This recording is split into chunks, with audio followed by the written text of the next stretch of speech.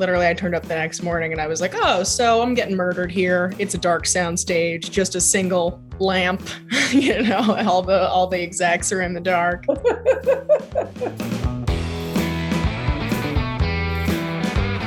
I loved Hacks. It's so good.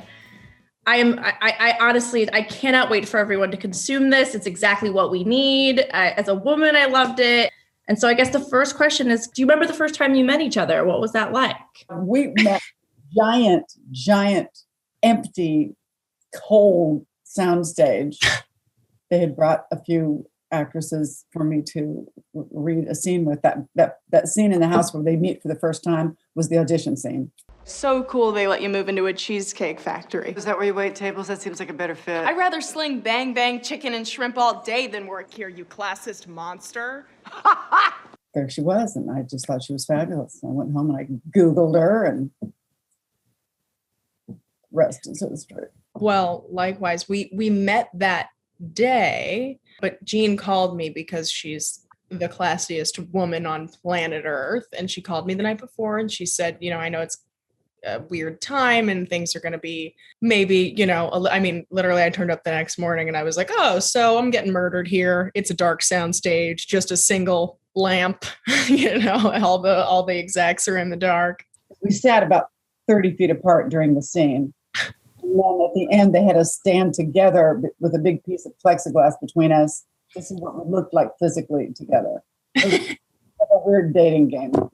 It was. But I booked the date, baby. We're at number one.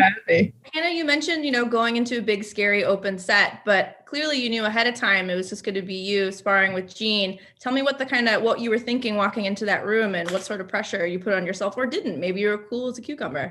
I think Jean calling me the night before really eased any sort of it eased a percentage of the nerves. I think the intimidation factor of being opposite Jean is kind of a mind fuck. You know what I mean? I'm just like, oh my God, are you kidding me? I just feel like a little tiny baby bird walking into the nest, and He told you not to make direct eye contact with me, right? yeah, Jean spit at my feet and was like, good luck, new meat. No, she was just lovely. You ready to do some work? Let's see. Feet, toes, pedicure. Wow. It's like watching Picasso sing. You mean paint? No. What did the directors and writers tell you they wanted you guys to accomplish and establish in your first spar? It was meant to set the stage for the beginnings of their dynamic of, understanding each other's pressure points, how to get a reaction out of one another, and sort of set us up with somewhere to go and grow. It's just great, a great visual, just the way she's dressed, coming to the house all frazzled, and I'm sitting there in this opulent house. Sets up the mood of the opposites, kind of, and which is always fun. But it was important that we see that Ava's very nervous and trying to cover the fact that she's hating being there, but she ultimately doesn't let Deborah get her goat. A lot of their relationship ends up being about little jokes and roasty kind of digs, even playfully and lovingly eventually, I feel. So I think it sets the stage for that. What do you think, Jean? I mean, one of my favorite moments is when you ask Paul, oh God, I suppose I have to go all the way to Beverly Hills. No, not really. You see her stuck in a middle seat on the airlines on the way to Las Vegas. Well, you said when you met Hannah, you Googled her. So what did you find in your Google search? Well, I saw some of her stand-up, which I thought was incredibly unique and clever and just really special. I mean, she just stood out, to me as someone who was not just sort of your typical starlet. My mother had me when she was 42 because before that age, she was busy. I'm not sure, there's just something about her. There was an intelligence there and a quirkiness, and it just seemed right. And I was right. Did I ask you for tips?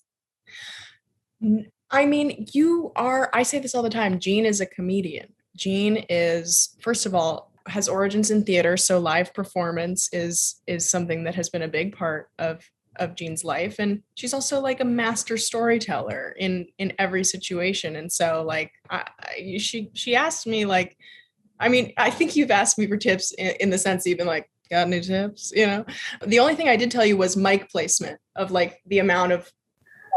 Yeah. But other than that. You don't know what hard is.